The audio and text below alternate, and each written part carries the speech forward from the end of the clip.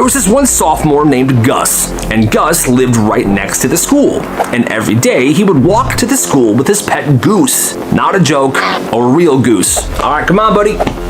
He would walk and the goose would be strutting right next to his side. The crazy part is this goose was incredibly well behaved, and the teachers loved him. The goose would sit next to Gus in class. Good morning, class. Good morning, goose. Even the principal loved him. But there was one teacher, Mrs. Redmond, who hated the goose. I hate that goose. Didn't trust it, didn't like animals, didn't like students either, but one morning Mrs. Redmond storms in, looks at the goose and goes, "That's it, this is not a farm, get that goose off of school property now." And the goose is just sitting there like, bro, what did I do?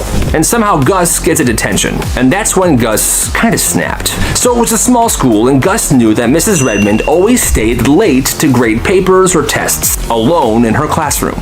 So after school, Gus walked home, but before he left, he went into Mrs. Redmond's classroom. She wasn't in there yet. He put Goose in the back of the classroom. So when Mrs. Redmond finally walked into her classroom to grade papers, she sees the goose and she screams.